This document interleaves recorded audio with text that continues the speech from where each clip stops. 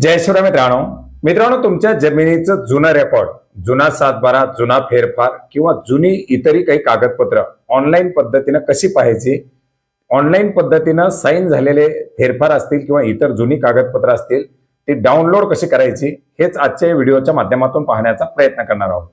मित्रांनो, यापूर्वी सुद्धा आपण बऱ्याच वेळा याच्याबद्दल माहिती घेतलेली आहे, परंतु आता भूमी अभिलेख विभागाचं पोर्टल हे नव्या स्वरूपामध्ये लॉन्च करण्यात आलेले, त्याच्यावरती काही बदल करण्यात आलेले आहेत। याच्यामध्ये निशुल्क सेवा, सशुल्क सेवा अशा प्रकारामध्ये सेवा दिल्या जात आहेत आणि याच्यामध्येच आपल्या जमिनीचं जुनं रेकॉर्ड सुद्धा आता ऑनलाईन पद्धतीनं आपण पाहू शकता आणि शुल्क भरून ते डाउनलोड सुद्धा करू शकता। मित्रांनो, याच्यासाठी आपल्याला महाभूमी अभिलेखचं जे काही नवीन पोर्टल आहे या पोर्टलवरती यायचंय। या पोर्टलबद्दल आपण यापूर्वी सुद्धा एका व्हिडिओच्या माध्यमातून माहिती घेतलेली आहे, याची लिंक आपल्याला या व्हिडिओच्या डिस्क्रिप्शन बॉक्समध्ये देण्यात आलेली आहे, bhumiabhilekh.maharashtra.gov.in। याच्यामध्ये आपण जर पाहिलं तर विविध प्रकारच्या सेवा या नागरिकांना दिल्या जात आहेत। ई मोजणी, आपली चावडी किंवा डिजिटल जे काही रेकॉर्ड असेल, सातबारा वगैरे वगैरे। आणि याच्यामध्येच आपण आज या सातबारा, मालमत्ता पत्रक, आट याच्या अंतर्गतच ऍड केलेलं ई रेकॉर्डसाठी पूर्वी एक सेपरेटली पोर्टल होतं, परंतु आता या ऑनलाईन पद्धतीने ज्या सुविधा दिल्या जात आहेत याच सुविधामध्ये हे देखील ऍड करण्यात आलेलं आहे।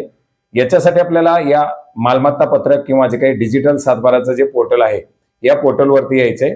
ज्या पोर्टलवरती आल्यानंतर सर्वात प्रथम तुम्हाला विचारलं जाणार आहे ते म्हणजे लॉग इन करण्यासाठी डिजिटल सातबारा महाभूमी.gov.in या पोर्टलची लिंक सुद्धा आपल्याला या व्हिडिओच्या डिस्क्रिप्शन बॉक्समध्ये देण्यात आलेली आहे। या ठिकाणी तुम्हाला लॉग इनची ऑप्शन दिलेली आहे आणि दुसरी ऑप्शन दिलेली आहे ओटीपी बेस्ड लॉग इन, म्हणजे तुम्ही मोबाईल नंबर आणि मोबाईल नंबरवरती आलेला ओटीपी टाकून लॉग इन करू शकता।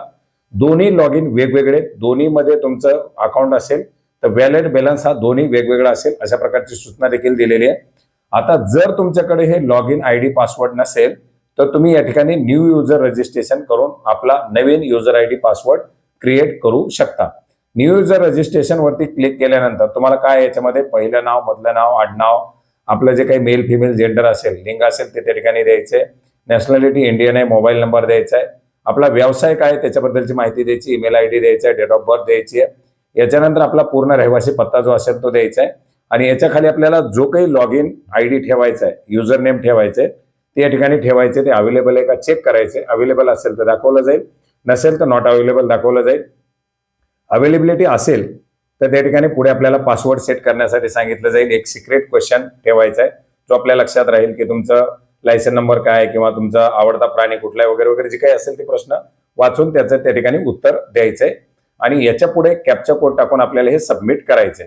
पासवर्ड ठेवत असताना एक कॅपिटल अक्षर, त्याच्यानंतर स्मॉल अक्षर, @ नंबर अशा प्रकारे ते ठेवायचे आणि अशा प्रकारे युजर आयडी पासवर्ड जनरेट करून आपल्याला पुन्हा लॉग इन वरती यायचंय।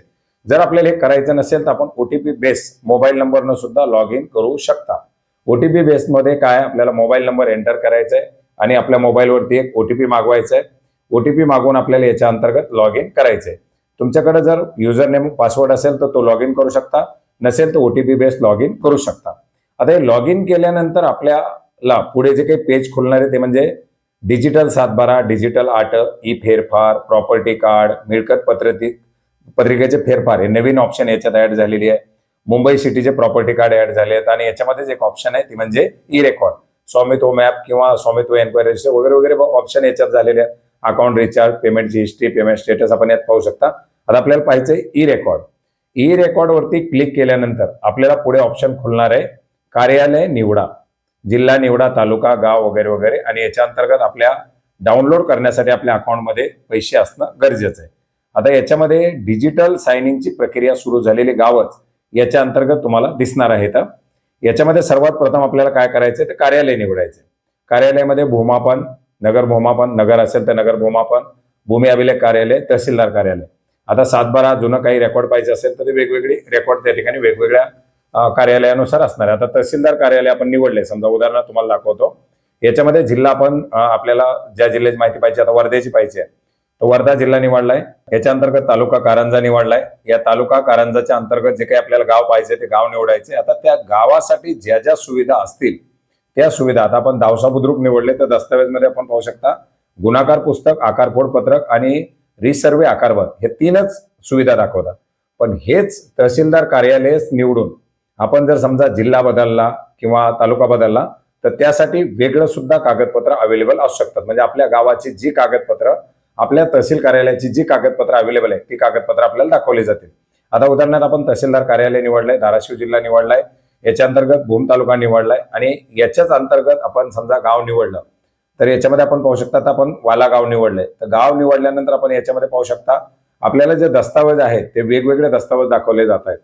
फेरफार आहे, टिपण आहे, गुणाकार पुस्तक, 7/12, आकार फोड, कजाप, आकारबंद, इनाम पत्रक, आकारबंद दशमान, जन्म मृत्यू, कन्सल्टेशन स्कीम, कन्सल्टेशन जबाब, शेतीपुस्तक, खासा, म्हणजे वेगवेगळे ऑप्शन त्या गावाच्या ज्या असतील त्या ठिकाणी आपल्याला दाखवल्या जातात.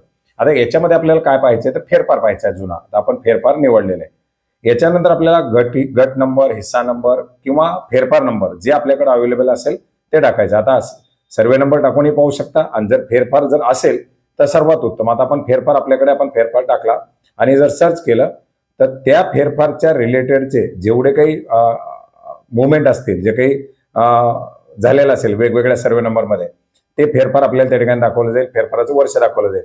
आता हा 2012चा फेरफार आहे. एक तर अनसाइन्ड फाईल आहे आणि डिजिटल साईन फाईल आहे. व्ह्यू फ्रीमध्ये जी अनसाइन्ड फाईल आहे ती फ्रीमध्ये आपल्याला दिसणार आहे. आता अनसाइन्ड फाईल व्ह्यू वरती आपण क्लिक केल्यानंतर ती फाईल आपल्याला त्या ठिकाणी दिसणार आहे, जशी आहे तशी दिसणार आहे. आता ही आपल्याला फक्त पाहण्यासाठी असणार, हिचा आपण कार्यालयीन कुठं कामकाजासाठी वापर करू शकणार नाही. पण याच्याच ठिकाणी आपल्याला दुसरी जी ऑप्शन दिलेली आहे ते म्हणजे डिजिटल स्वरूपामध्ये फाईल अपलोड करण्यासाठीची. पण आता ही जर फाईल आपल्याला डिजिटली जर डाउनलोड करायची असेल तर या ठिकाणी आपल्याला शुल्क भरावं लागणार आहे. त्याची आता वेगवेगळी किंमत असू शकते, 15 रुपये, 30 रुपये, 20 रुपये. आता या ठिकाणी डाउनलोड करायला गेल्यानंतर आपल्याला 30 रुपये फेरफाराला मागते. परंतु आपल्या अकाउंटमध्ये जर पैसे नसतील तर मग काय करावं लागणार, आपल्याला सगळ्यात पहिलं आपलं अकाउंट रिचार्ज करावं लागणार आहे. मग रिचार्जसाठी इथंच ऑप्शन दिलेली आहे, वरती ऑप्शन दिलेली आहे आपल्याला, किंवा आपण जिथं बाबी निवडतो तिथे आपल्याला ऑप्शन दिलेली रिचार्ज अकाउंटची.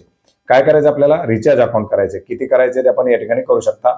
15 रुपयापासून 1000, आपल्याला 30 रुपयाची बाब आपण 30 ऍड करू शकता. आता समजा उदाहरणार्थ आपल्याला याच्यामध्ये 100 रुपये ऍड करायचे, तर आपण 100 रुपये टाकले. गेटवे निवडायचा, पे नाव वरती क्लिक करायचे.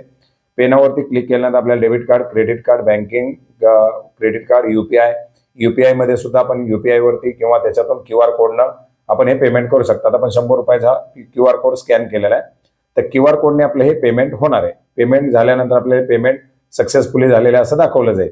पेमेंट सक्सेसफुली झाल्यानंतर आपल्याला पुन्हा एकदा हे डाउनलोड वरती क्लिक करावं लागणार आहे. जर समजा पेमेंट झाल्यानंतर लॉग आउट झालं तर पुन्हा एकदा लॉग इन करा, पुन्हा एकदा जे काही ऑप्शन आहेत त्या सर्व बाबी निवडा आणि त्याच्यानंतर आपल्या अकाउंटमध्ये असलेला बॅलन्स आपल्याला दाखवला जाईल. आणि आता आपण पाहू शकता या ठिकाणी आपल्याला जे ऑप्शन आहे डाउनलोडचे, या डाउनलोड वरती क्लिक केल्यानंतर पुन्हा एकदा आपल्याला दाखवलं जाईल की 30 रुपये तुमच्या बॅलन्स मधून कापले जातील. कन्फर्म केल्यानंतर ही फाईल आपली डाउनलोड व्हायला सुरू होणार आहे. आता डाउनलोड झालेली फाईल आपण या ठिकाणी पाहू शकता, डिजिटल साईन झालेली फाईल आहे. आपण कुठल्याही सरकारी कामासाठी ही फाईल वापरू शकता, हे फेरफार वापरू शकता. तर अशा प्रकारे फॉर व्ह्यू किंवा डिजिटली साईन अशा स्वरूपातलं हे जुनं म्हणजे 1880 पासूनचं उपलब्ध असलेलं रेकॉर्ड या ठिकाणी अपलोड करण्यात आलेलं आहे. याच्यामध्ये वेगवेगळी जी काही कागदपत्र आहेत ती कागदपत्र, मग आपल्या गावाची काय किंवा आपल्या तहसीलची काय कागदपत्र उपलब्ध आहेत त्यानुसार आपण ती कागदपत्र डाउनलोड करू शकता. आणि याच्यामध्ये सर्वच्या सर्व जिल्हे आता समाविष्ट करण्यात आलेले आहेत. तर मित्रांनो, आपल्या जमिनीचं जुनं रेकॉर्ड, फेरफार, 7/12 हे ते वगैरे वगैरे जे काही रेकॉर्ड आहे ते रेकॉर्ड कसं पाहायचं याच्याबद्दलची माहिती आपण या व्हिडिओच्या माध्यमातून घेतलेली आहे. मित्रांनो, या पोर्टलवरती तुम्हाला स्वतः फेरफार करण्यासाठीचा अर्ज असेल किंवा इतरही बरीच सारी ऑप्शन ऍड करण्यात आलेले आहेत.